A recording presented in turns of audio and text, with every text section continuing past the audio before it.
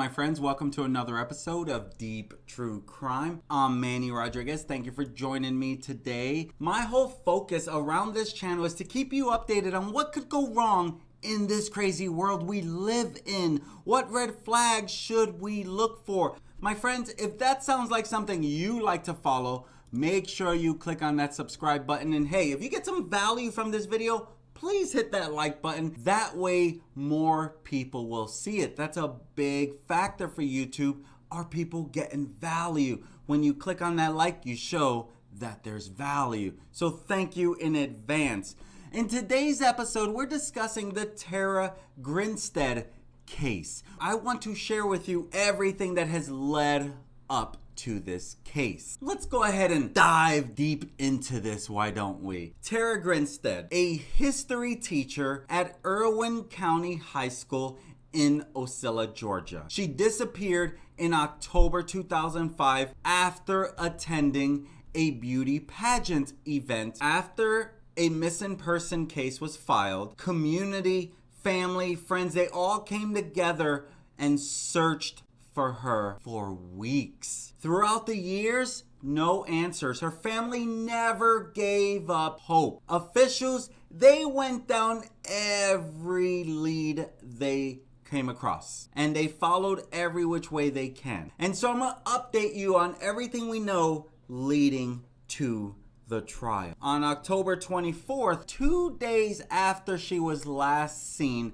at 8:50 in the morning, the Ocilla Police Department, they responded to a missing persons report made by Faye Grinstead's neighbors and co-workers at the Irwin County High School. You see, her co-workers were concerned. She's a high school history teacher to the 11th grade, and Faye Grinstead did not show up for work, and no one was able to make any contact with her. Her last known contact was on October 22nd, 2005 at approximately 11 p.m. There was no known description of her clothing.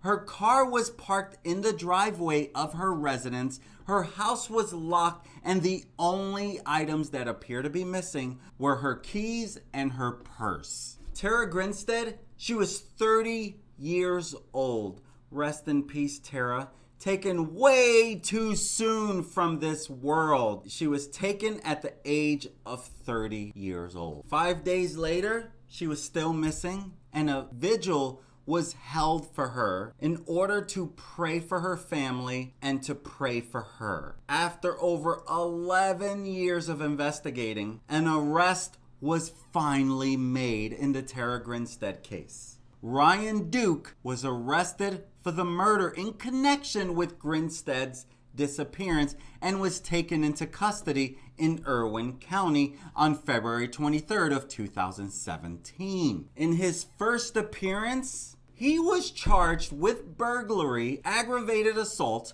murder, and concealing a death. According to the warrants that were read at the appearance, officials believe the timeline of this case actually fell on October 23rd of 2005. And the warrants read, investigators believe Duke broke into Grinstead's home that day. They continued to read, he used his hands in an offensive manner with the intent to do serious or bodily harm, caused the death of Grinstead, and did knowingly, intentionally, and willingly removed the deceased body of Faye Grinstead from her residence with the intent to conceal her death for discovery. Officials said at this time, Ryan Duke was a former student and attended school the same time Grinstead taught there. And when they filed this missing person report, officials immediately searched her home, and very little evidence was found. Police said they found no signs of forced entry.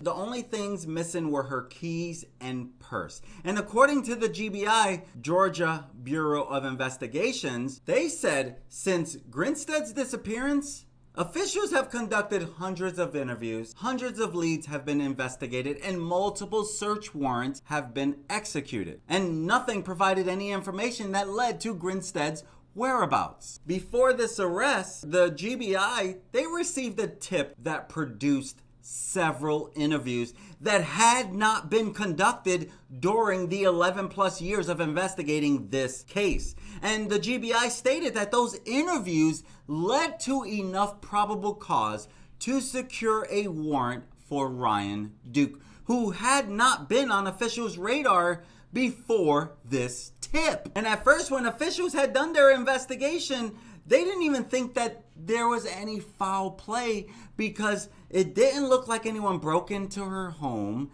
All that was missing was the purse and keys. And so to the officials, to the law enforcement, they didn't think a crime had actually occurred yet. And so it would take over 11 years to start getting some answers. And now that there was a little progress and someone was actually arrested for the disappearance of Faye Grinstead, neighbors, the community, people were starting to be a little relieved, like maybe we're gonna get some answers. I mean, this was a topic for years. This was something that people talked about all the time. Everyone in Ocilla was talking about this. People wanted peace. Longtime Peck's Place customer and Ocilla resident Andy Polk, he said that he's spent a lot of time discussing the investigation over breakfast. He said there were many days that we sat at this table right here and go, what do y'all think happened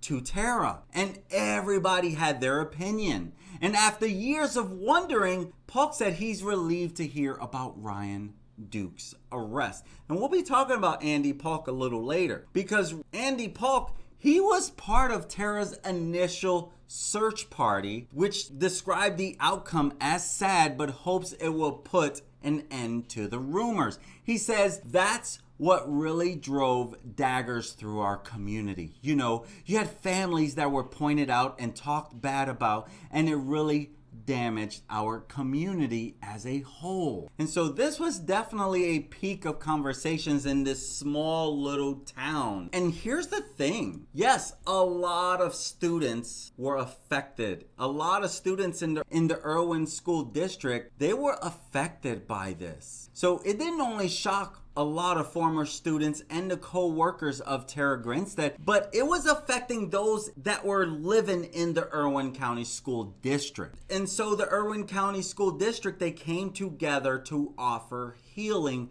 for the community because this was hitting people really, really hard. So I love to see how they came together to offer help in any which way that they could. In March of 2017, the judge issues a soft gag order for anyone who is related to this case. And a soft gag order is basically you can only say so much. Now, this does not include the media. This is for like people who were working on this case, any current or former law enforcement agents that were working on this case.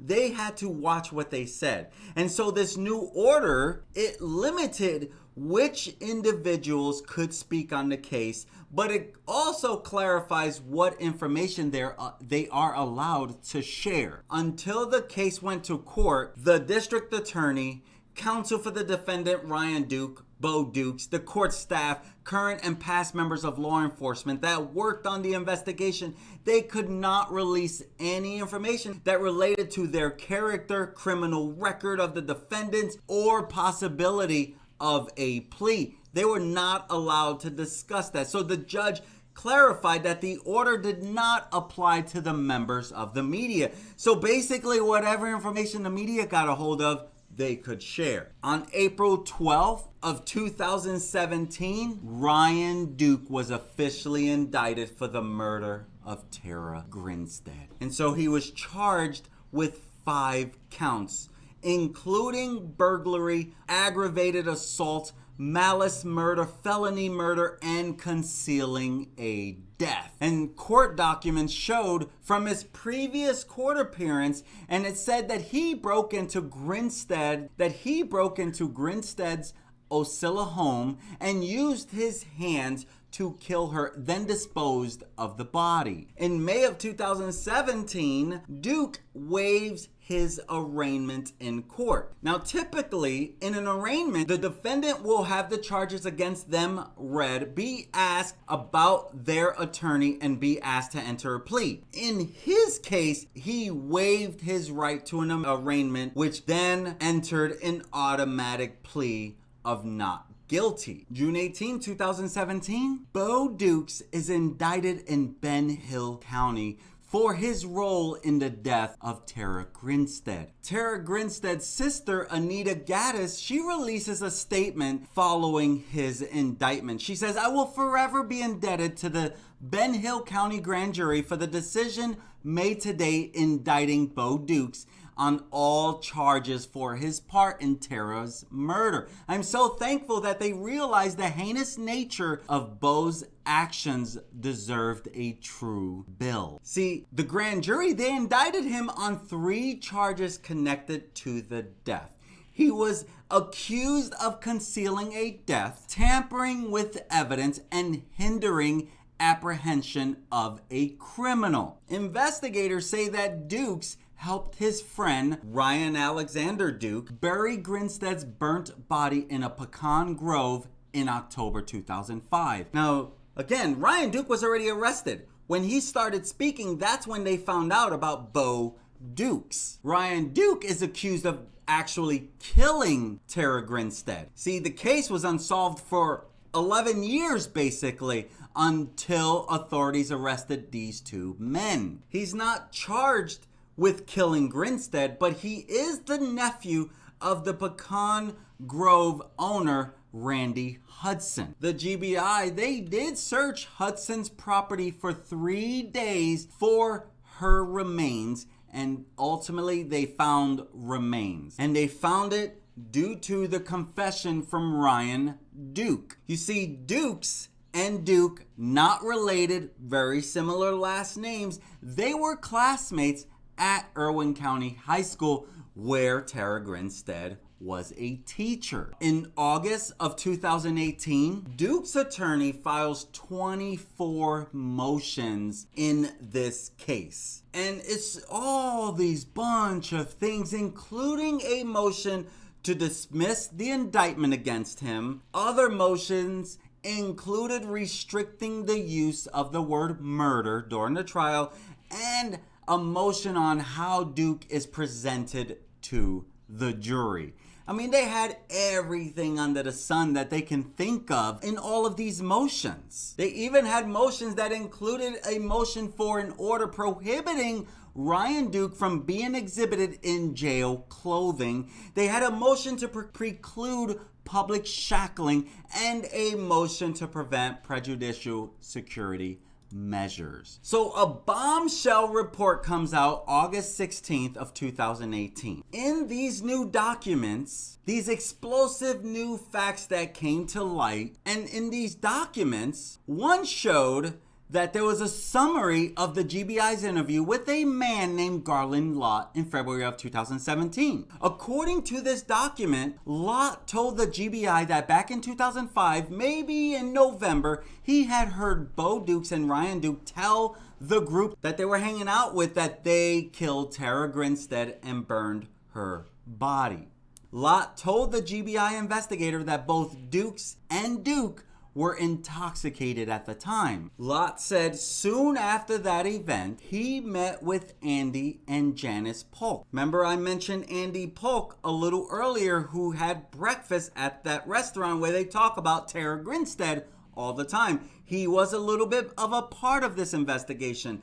Lott said after this event, he met with Andy and Janice Polk, who were his employers. And he also met with several law enforcement officers to search an orchard.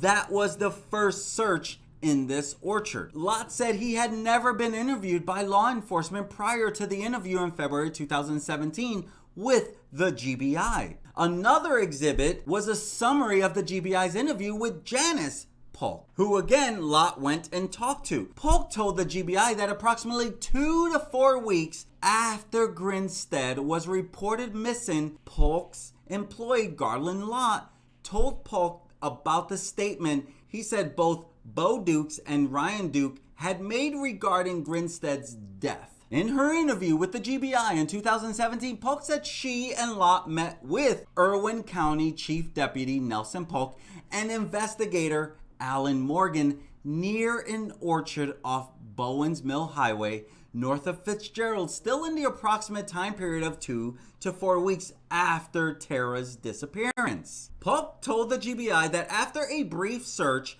of an older fire pit located in the orchard, everyone left the orchard after that. Polk said she talked to investigator Morgan 2 to 4 weeks after the search, and Morgan told Polk that both Bo Dukes and Ryan Duke had been spoken to, and they denied killing Grinstead. Morgan told Polk the two suspects said they had been drunk when they were talking. Polk said she gave the information she heard from Lott to former GBI agent Leah Leitner in 2008, 3 years after her disappearance. Polk said no one followed up with her about the information until the February 2017 interview with the GBI. So 11 years of investigation. This should have been done a lot sooner. And so now, of course, the GBI speaks to Nelson Polk, who is the former Irwin County Chief Deputy. According to the GBI summary, Nelson reported making contact with both Garland Lott and Janice and Andy Polk. Nelson said Lott told him about what he heard Bo Dukes and Ryan Duke say at the party a few weeks after Grinstead's disappearance. The group showed Nelson an old burn pit in the pecan orchard north of Fitzgerald, but did not locate any evidentiary items because you had to dig. Nelson said he was unfamiliar with any documentation of the search. He said he never completed or received any written statements, but he said he believed investigator Morgan may have completed some documentation. However, Morgan no longer works with the Irwin County Sheriff's Office, according to document. And so, my gosh, this could have probably been solved so much sooner. Now, in August of 2018, Duke's attorney files an ex parte motion. And this is interesting on the timing because this is August 22nd, 2018. Now, Duke's attorney, they filed this ex parte motion. And so an envelope containing the defense ex parte pleading was to hereby remain sealed, stored securely, and the contents of such shall not be reviewed by any one further order of this court, the motion was stating. And this was filed in Irwin County. No one, even the prosecution, has clearance to view the motion unless granted by a court order. 6 days later, Ryan Duke gets a new attorney. His new attorney is Ashley Merchant and her husband John Merchant. She works for the Merchant law firm in Marietta, Georgia. And she says they decided to take the case because they believe Ryan is innocent. And they say Ryan has wanted his story told and we want to help him tell it. Now, in December of 2018, after several motions were made by Ryan Duke's defense in the Tara Grinstead's case, a judge overruled 5 of those motions. See, the defense had requested the following motions that were overruled. They requested that the court could not read the indictment prior to opening statements, overruled to limit the state's concluding closing argument to rebuttal, overruled special demurrer. He contends that merely alleging defendant used his hand to commit aggravated assault upon and murder the victim is too vague, ambiguous, and indefinite, thus depriving him of the constitutional and statutory protections identified in his pleading. Overruled, restrict the use of the word murder. Overruled, appointment of an investigator or funds to hire one. Overruled. Now, this appointment of an investigator or funds to hire one, this one will come back up. So stay tuned on that one. On December 18th of 2018, Ryan Duke's defense alleges false confession in Tara Grinstead's case, and they file a new motion. And so they file 3 new motions in the murder case against him. This comes a week after Judge Bill Reinhardt had overruled those 5 motions I just shared with you. And so the newest motion is an out-of-state request, an out-of-state subpoena for the production of evidence from 2 out-of-state corporation. Duke's attorneys, Ashley and John Merchant, they said that this is related to a recent incident where a media site leaked alleged Georgia Bureau of Investigation documents online. Duke's defense also refiled a previous motion, this time as a request for funds from the state to hire an expert in the field of false confessions. His attorneys also requested the court appoint an investigator to help their team both prior to and during the trial. Now, both of these motions were filed before, but the defense originally requested the funds come from the county. Now they're asking for the funds to be provided by the state of Georgia, as if they were public defenders. The defense, as I mentioned, also originally filed a motion to retain an expert in the field of false confessions, but it was denied under seal. Now they have refiled it without the seal to ask that the state be the responsible party when they originally asked for county funds. In the motion, the defense said Duke released a statement to the GBI confessing that he committed the crime. The defense also alleges Duke was under the influence of narcotics when he gave the alleged confession, so they want to hire a confession expert. They filed 3 new motions. Bo Dukes, while he was out on bond from the Tara Grinstead's case, January 2nd, 2019, we learned that Bo Dukes is wanted for rape and other offenses. Law enforcement believes that Dukes brought 2 women to his home under threat of physical violence and with a firearm. And so he was wanted for this while he was out on bond on the Tara Grinstead's case. 3 days after being wanted, Bo Dukes is captured in Ocilla. He didn't resist or anything, but they caught him while he was walking up the driveway to a relative's home. So when he was caught, they caught him around 5:30 p.m., 3 days after the warrant, after he was wanted, and they caught him pulling into a relative's house on Votech Drive in Ocilla. And again, no resistance. And I appreciate that after he's caught, his family made a statement. And so they said, our family would like to thank all the local and state law enforcement for the safe capture of Bo Dukes. The citizens of Wilcox, Ben Hill, and Irwin counties can feel safe and secure with the level of professionalism exhibited by our law enforcement. The family remains steadfast in our belief that justice should and will be served. We are extremely sorry for the pain that has been inflicted by Bo's action. This most recent event just rubs the scab from a deep wound in our heart and soul that will never heal. I've got to give them so much respect for making this statement. You can see their heart is for the community. They feel that this family member, Bo Dukes, needs to be behind bars because right now, he's a menace to society. They felt he needed to be behind bars, especially after raping these 2 women, and it's terrible. On March 12, 2019, Bo Dukes is on trial in Wilcox County for the Tara Grinstead case. And so it is confirmed the case will begin March 18th, 2019. On Duke's trial, day 1, opening statements heard in Bo Dukes' trial for Grinstead. So following the jury selection, opening statements were heard for Bo Dukes in the death of Tara Grinstead. In day 2 of Dukes' trial, more testimony wraps up in Bo Dukes' trial.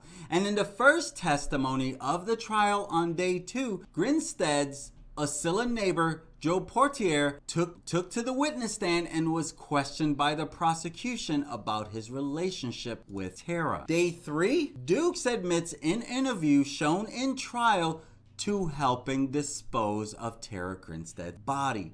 And so the prosecution, they showed the court a video of an interview with Dukes. In the video, Dukes admitted he helped dispose of the body and said they spent 2 days burning the body. Day 4, arguments conclude in Bo Dukes' trial. And the prosecution, they called Brooke Sheridan, Bo Dukes' girlfriend, to the witness stand. March 21st, 2019, did not take long to find Bo Dukes guilty in Wilcox County trial in Tara Grinstead's case. And so he was found guilty on all 4 charges. He was guilty on 2 charges of making a false statement. He was guilty in hindering the apprehension or punishment of a criminal, and he was guilty of concealing a death. March 22nd, 2019, Dukes is sentenced to 25 years for 4 charges he was convicted of. March 28, 2019, it is announced that Ryan Dukes' trial in Tara Grinstead case will be delayed. And so this delay, it was granted by the Georgia Supreme Court. And so with this order, the court has granted to a stay of the proceedings in the trial court to consider whether it has jurisdiction to review the substantive appeal being requested. The order states that the defense and the state have to argue whether the defense has grounds to appeal to the Georgia Supreme Court. See,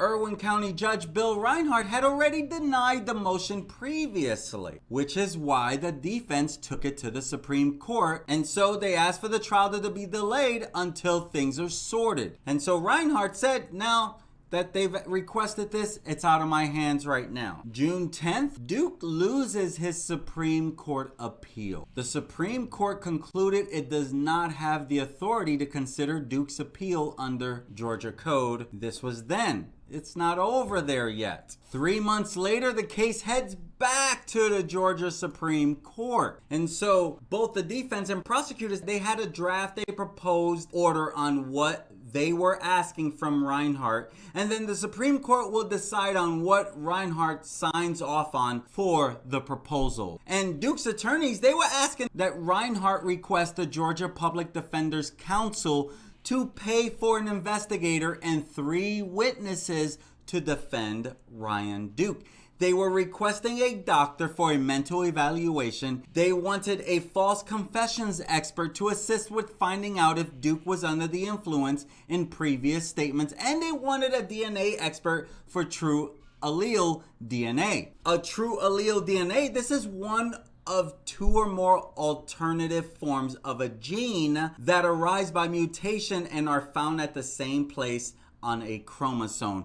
My guess, in short, is to see, could this 3rd person on the glove be tied to this? They were also asking for travel expenses to bring Emily Dukes, Bo Dukes' wife, from New York to testify. Ryan's attorney, Ashley Merchant, she says, it is the state's duty who is seeking to incarcerate Ryan. It's their duty to provide those resources, not mine, and for the public policy for people taking pro bonos. According to Reinhardt, his thought is, how much is the government going to be called upon to equip your law firm to represent this client because y'all wanting to do this pro bono? Prosecutors said for the DNA, the new true allele method is only being tested for the 3rd person they found on the glove that was found at the murder scene. Prosecutors said Dukes and the victim's DNA were already proven multiple times to be on the glove since 2005. Prosecutors said they don't need funding for Duke as it has nothing to do with him. Prosecutors also said doctors have already been interviewed and they delivered their findings already. And so January 6, 2020, the judge denies state funding request for Duke's case. The judge wrote that the defendant is not allowed to pick and choose which of the state provided services he wishes to receive. He must accept the resources that are available. And so the judge denies the funding request for Duke's case. But it's still not over. A month later, Georgia Supreme Court dismisses the Duke's appeal over state funding pretrial decision. And so the Georgia High Court, they say, yes, we will hear Duke's appeal to get state funding. And guess what? In March 2021, Georgia Supreme Court rules for Duke's defense. And so the Supreme Court of Georgia, they reversed an Irwin County court's ruling that the Georgia Indigent Defense Act provides no means for pro bono counsel representing Ryan Duke to obtain state funds for defense experts and an investigator. Chief Justice Harold Melton writes for the majority in their 8-1 decision in favor. He says, contrary to the trial's court conclusion, the Indigent Defense Act allows an indigent defendant to obtain such ancillary. Contrary to the trial's court conclusion, the Indigent Defense Act allows an indigent defendant to obtain such ancillary defense services through a contract between pro bono counsel and either the Georgia Public Defender Council or the appropriate circuit public defender. And so they rule in favor of